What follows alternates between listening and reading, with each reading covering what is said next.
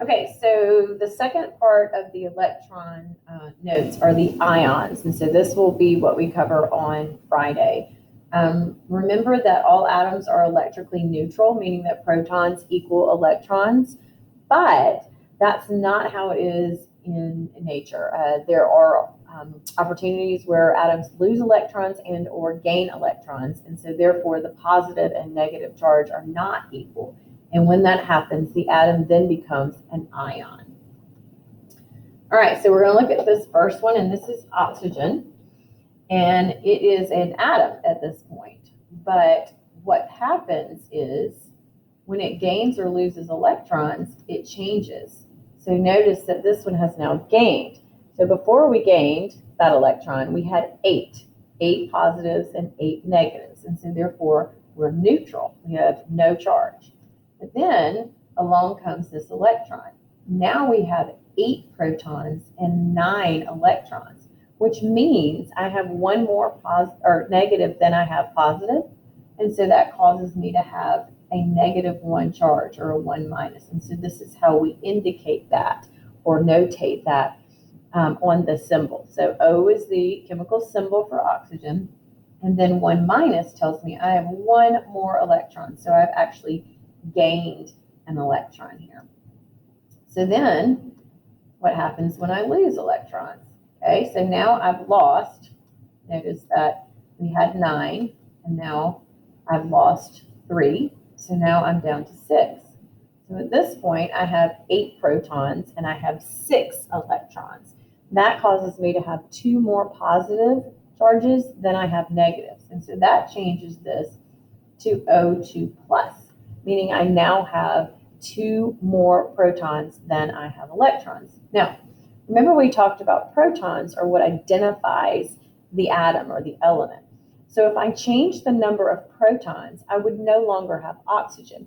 The only way to have oxygen with either a positive or negative charge would be to lose or gain electrons, because I have to still have 8 protons in order to have oxygen. We have 2 types of ions. We have a positive one and a negative one, but they have special names.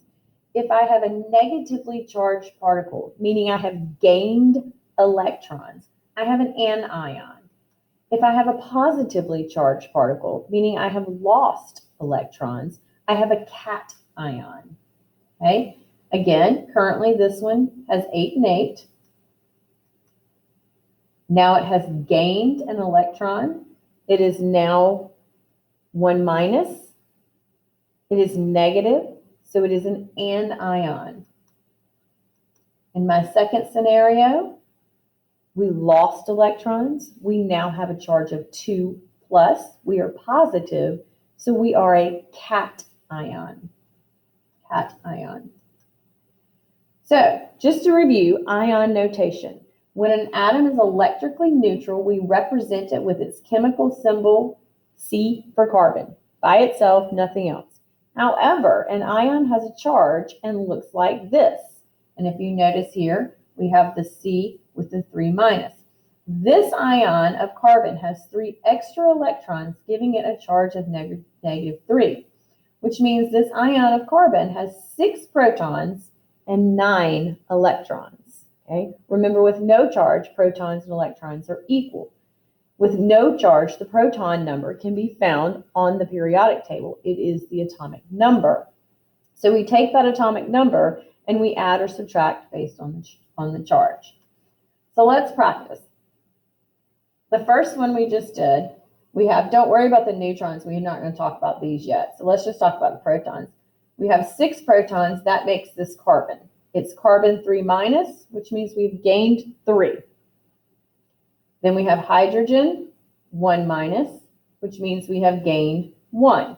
Okay, fill that in, pause the video, and then we'll check our answers.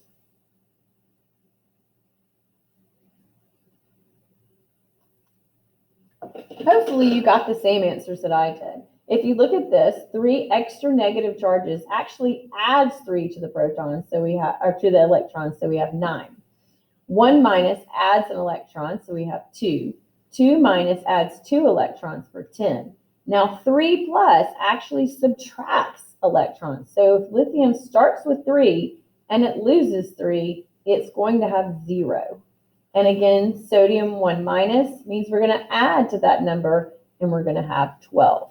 Again, that's ions and ion notation.